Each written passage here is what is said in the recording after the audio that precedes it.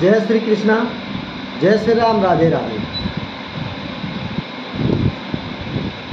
भगवान श्री कृष्ण अर्जुन के रथ को जब दोनों सेनाओं के बीच में लेके गए हैं, उस टाइम में भगवान को दोनों सेना को बीच में जब अर्जुन खड़े हुए, जब देख रहे हैं कि सामने कौरव सेना अथाह कौरव सेना सब अपने लोग ही हैं। कंथ विस्ममाशंके द्रोणचाय मधुसूदनम ऐसे भूप प्रतियशोषमय पूजार वर्धन सुधन। हे हरिसूदन, शत्रुओं का दलन करने वाले श्री कृष्ण भीष्म और द्रोण दोनों ही पूजा करने योग्य हैं, और अतः उनके साथ मैं युद्ध कैसे करूँगा। इसमें भी बाणों द्वारा भाव यह है कि जहाँ बाणी के द्वारा भी युद्ध करूँगा, यह कहना अनुचित है। वह बाण के द्वारा युद्ध कैसे करूँगा, यदि कहे कि तब तो तुम्हारा शरीर निर्वाह भी नहीं होगा। तो इस पर कहते हैं, गुरु नात्व ही महानुभाव श्रेष्ठ भक्त वश्य पाई मम लोके हत्वर्थ कामास्तु गुरु नियव ब्रजन्य भोगन रुधिर प्रदिगमन। द्रोण आदि गुरुजनों को ना मारकर, अर्थात परलोक विरोधी जो गुरुवध का कार्य है उसे ना करके इस लोक में भिक्षा का अन्न खाना भी उचित है। इसके विपरीत आचरण करने पर तो ना केवल परलोक में ही दुख भोगूंगा, यहाँ भी नरक के दुख का अनुभव करूँगा। इसी बात को हत्व इत्यादि वाक्य द्वारा कहते हैं। गुरुजनों की हत्या करके तो यहाँ भी रुधिर से उपरिचित भली भांति सने हुए अर्थ और काम रूप भोगों का ही तो भोगूंगा, अनुभव करूँगा, अथवा यहाँ अर्थ कामान यह गुरुजनों का विशेषण भी हो सकता है।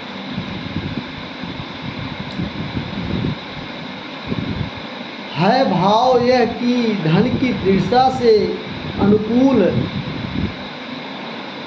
होने के कारण संभव है ये लोग युद्ध में निर्वृत्त ना हो। उस दशा में इन सबके वध का प्रसंग अवश्य उपस्थित हो जाएगा। इसी प्रकार की बात युद्ध से भीष्म जी ने कहा भी कहीं भी है। मनुष्य अर्थ का दास है, अर्थ किसी का दास नहीं है। महाराज युधिष्ठिर, यह बात सत्य है कि मैं अर्थ के द्वारा कौरव से बंधा हुआ हूँ। इसके सिवा यदि मैं इस अधर्म को स्वीकार भी कर लूँ तो भी क्या हमारी जय होगी या पराजय, इसका पता नहीं है। यह बात कहता है, ना चैत्तिदिद्मंकरत्नो गरियो यदा जाय दीवा नो जायो यनये हत्वा ना जीजवीसम सत्य स्थिति प्रमुख धीरे राष्ट्र। जय और पराजय इन दोनों में से हमारे लिए क्या अधिकार संभव है, यह भी हम लोग नहीं जानते। उन्हीं दोनों को देखते हैं। इन लोगों को हम जीतेंगे अथवा ये लोग ही हमें जीत लेंगे, इसका भी पता नहीं है। इसके सिवा हमारी विजय भी फलत पराजय ही है, ऐसा कहते हैं। क्योंकि जिनको मारकर हम जीना नहीं चाहते, वही धृतराष्ट्र के पुत्र एवं पछवाले सामने खड़े हैं, इसलिए करण दोष पस्त स्वभाव त्रिशमी तत्व में धर्म संपूर्ण चेतम यक्षेत्रम स्वाच्छिन्नतम बहुत जन्मे शिष्यस्पते साधिमात्व प्राणनम। कर्ण दोष हस्त भाव, इनको मार कर कैसे जिएंगे? यह तो कपर्ण कायरता हैं और अपने गुण का नाश रूप दोष है।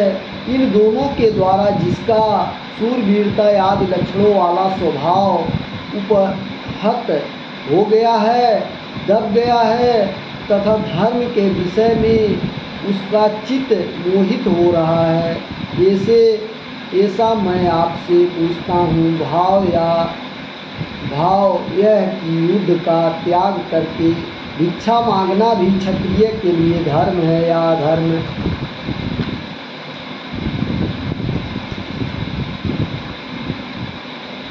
इस विषय में मेरा चित्त संदेह युक्त है, इसलिए मेरे लिए जो निश्चय श्रेय उचित हो वह बताइए। इसके सिवा मैं आपका शिष्य हूँ, आपसे शासन उपदेश पाने के योग्य हूँ, अतः आपकी शरण में आया हूँ, इसलिए मुझे शिक्षा दीजिए।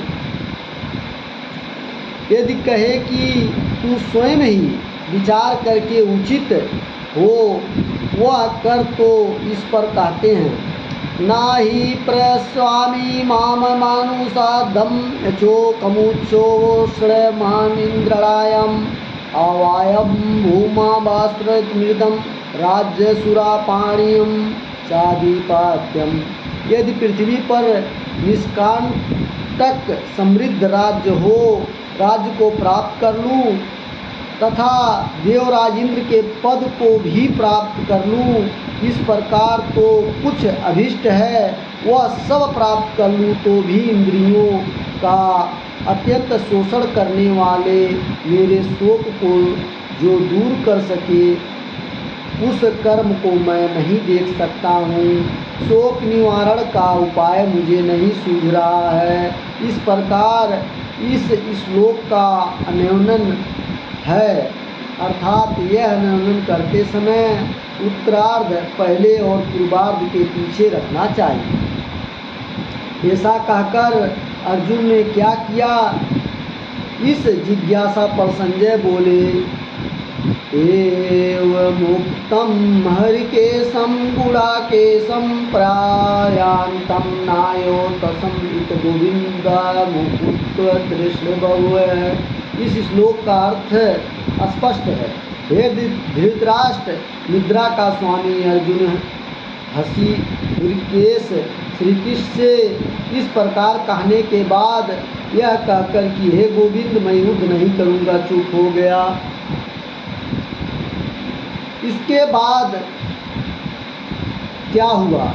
इस जिज्ञासा पर संजय कहते हैं, कामाच ऋषिकेश पश्वनी भारत सेनोर्वायो मध्य दिशकंदवच। हे भारत, हरिकेश श्री कृष्ण ने प्रसन्न मुख होकर उस दोनों सेनाओं के बीच में विषाद करते हुए अर्जुन से ये आगे बताए जाने वाला वचन कहे, शरीर और आत्मा के भेद को ना जानने का कारण इसका शोक है। जो शरीर और आत्मा को भेद को नहीं जानते हैं वही ये शोक करते हैं करके भगवान श्री कृष्ण ने अर्जुन को समझा रहे हैं, ज्ञान उपदेश दे रहे हैं, जो गीता का उपदेश बोला जाता है। यह सोचकर उन दोनों का भेद समझाने के लिए श्री भगवान बोले, असोचन्वासोचस्त्वं प्रज्ञाभात्सं भाषेश गातासून गदं स्वेनानुशोचित पंडिता। जो शोक के विषय नहीं हैं उन बंधुओं को निमित्त तू दृष्ट में स्वजन कृष्ण तुष्व समान उपास्तित्व इत्यादि वचनों द्वारा बार बार शोक कर रहा है। वह उस्तस्व कमलासमीद विस्मय समूह उपस्थिति इत्यादि उपदेश देकर मेरे द्वारा सचेत किए जाने पर भी तू फिर उत्तर में कथा भीष्म संख्य इत्यादि पंडित के वचन यानी शब्द केवल बोल रहा है, परंतु तू वास्तव में पंडित नहीं है, क्योंकि विद्वान जन जिनके प्राण चले गए हैं उन बांधों को निर्मित और जिनके प्राण नहीं गए हैं उन जीवित के निर्मित से भी इस प्रकार शोक नहीं करते कि बंधु बांधों से हीन होकर ये लोग कैसे जिएंगे। वो शोक करने योग्य क्यों नहीं है, इसका हेतु बताते हैं। ना तो यम जासु नासं ना तत्त्वेन जनाधिपम ना चैन ना भविष्यम सर्वे व्याप्तम परम। जिस प्रकार मैं परमेश्वर लीला विग्रह के प्रकट होने और छिप जाने का समय किसी भी काल में नहीं रहता, ऐसे बात नहीं है, अपितु अवश्य रहता हूँ, क्योंकि अनादि हूँ, तू नहीं था, यह भी नहीं किंतु अवश्य था, तथा ये राज लोग पहले नहीं थे, ऐसे नहीं किंतु अवश्य थे। बोल रहे हैं ऐसा नहीं कि तू इसके पहले नहीं था, इसके पहले राज्य नहीं था, ये भी था, ऐसे क्योंकि सब मेरे अंश हैं। भगवान बोल रहे हैं सब लोग मेरे अंश हैं, कोई ना कोई रूप में सब लोग रहते हैं, तथा ये राज लोग पहले नहीं थे, ऐसा किंतु क्योंकि सब मेरे अंश हैं। इस प्रकार इसके बाद भी हम सब नहीं रहेंगे, ऐसा नहीं है, किंतु अवश्य रहेंगे। भाव यह है कि इस प्रकार जन्म मरण रहित होने का कारण इनका शोच है, ये शोक के योग नहीं है, हमको शोक नहीं करना चाहिए, मरेंगे जिएंगे, ये करके भगवान समझा रहे हैं, अर्जुन को गीता का उपदेश दे रहे हैं। आप ईश्वर का जन्म जिसे रहित होना हो तो सत्य ही है, परंतु जीवों के जन्म मरण प्रसिद्ध है, इस शंका पर कहते हैं। दाहिन्योऽसीन्मस्तदेह कौमार्यो वंजरा तथा देयन प्रतिस्पर्धवंत्रमुहित। देह अभिमानी जीव का जिस प्रकार इस स्थूल शरीर में कुमारता आदि अर्थात कौम्र, यौवन और जरा ये तीनों अवस्थाएं स्थूल शरीर के संबंध ही है, वास्तव में नहीं है। पहला अवस्था नाश होने पर दूसरा अवस्था भी उसका अभिमान यही समझता है कि मैं वही हूँ। इस प्रकार वह स्थूल शरीर नाश होने पर सूक्ष्म शरीर के संबंध से दूसरा स्थूल शरीर की प्राप्ति हुई होती है, परंतु उतने में भी आत्मा का नाश नहीं होता है, क्योंकि तत्काल जन्मे हुए बालक की पहले के संस्कार से स्तनपान आदि में प्रवृत्त हो देखी जाती है। इसलिए बुद्धिमान मनुष्य इस शरीर को नाश और उत्पत्ति के विषय में मोहित नहीं होता, यानी आत्मा मर गया और उत्पन्न हो गया ऐसा नहीं मानता।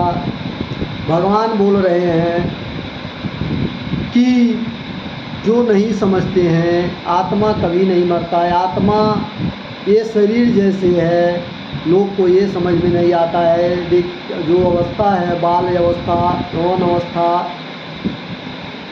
बुढ़ापा अवस्था, तो शरीर का ये अवस्था चला रहता है। वो बाल रूप त्याग कर यौवन अवस्था में जाता है, तब भी वो सोचता है मैं वही हूँ, उसका शरीर स्थूल होते जाता है। फिर वो एक ना एक दिन अपने शरीर को त्याग करता है, फिर नया शरीर धारण करता है, फिर भी वो दूसरा आत्मा तो उस टाइम छोटा बच्चा माँ का दूध पीता है। यदि कहो कि मैं जिनके प्राण ले चले गए हैं और जिनके नहीं गए इनके लिए शोक नहीं कर रहा हूँ, किंतु उनके वियोग नया विजलित दुखों के भागी स्वयं अपने लिए की शोक कर रहा हूँ। तो इस पर कहते हैं मात्रायास्प्रास्तु कौन्ते शीतोष्ण सुखद खदम आगपान पियोनस्य नित्य समाशिष्टुम स्वभारतम। जिनके द्वारा विषयों को मापा या जाना जाए उन इंद्रियों की वृत्तियों को नाम मात्र है। उनके जो स्पर्श विषयों के साथ संबंध है वो शीत उष्ण और सुख दुख के देने वाले हैं, किंतु वो आने व जाने वाले होने के कारण अनित्य हैं, अस्थिर हैं। अतः एक उनके पुत्र अर्जुन, तू उनकी इच्छित कर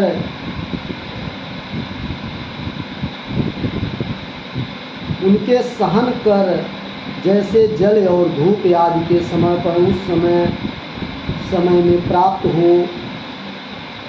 स्वभावत कृष्ण उष्ण आदि देते, शीत उष्ण आदि देते, उसी प्रकार इष्ट वस्तु के संयोग वियोग भी सुख दुख आदि देते हैं। वो सब अस्थिर हैं, इसलिए उनको सहन करना ही तुझे धीर पुरुष के लिए उचित है। उनके निमित्त से हर्ष शोक वशभूत होना तो इस प्रकार उचित नहीं है, ऐसा अभिप्राय है। भगवान श्री कृष्ण बोल रहे हैं कि हे अर्जुन, जैसे गर्मी ठंडी बरसात वही शरीर सहता है, बरसात भी सहता है, ठंडी भी सहता है, गर्मी भी सहता है, ऐसे ये निरंतरता चलता रहता है। ये शोक करने का वक्त नहीं है, ये सब कोई नहीं है, सब जो है एक अभिप्राय से हैं। ये आत्मा नहीं मरेगा, ये मरेंगे जिएंगे, इनका जो है आत्मा से कोई लेना देना नहीं है। इसलिए जैसे जल धूप आदि ये सब होता है, ऐसे ही है। तो दोस्तों, ये भगवान श्री कृष्ण जो वास्तव में शुद्ध गीता का ज्ञान दिए हैं, ये ज्ञान को अगर आप जान लिए तो कमति में ये जो मोह माया है इसको त्यागने, ये जो है आपको ज़्यादा जो दुख सुख वाला होता है इससे आप शिथिल नहीं होंगे। आपको दुख से वंचित, थोड़ा दुख जो होता है वो दुख को आप सहने का शक्ति प्राप्त होगा। इसलिए गीता का ज्ञान लेना ज़रूरत है। आज हमने जो है श्रीमद् भागवत गीता का जो वास्तव में ये अध्याय में आप लोगों को बताया, कल फिर इसी अध्याय में भगवान श्री कृष्ण अर्जुन को और क्या क्या ज्ञान दिए वो मैं बताऊंगा। आप लोग ये जान सकते हैं कि वास्तव में गीता का उपदेश कितना महत्वपूर्ण है। तो आज के लिए इतना है। जय श्री कृष्ण, राधे राधे, जय श्री।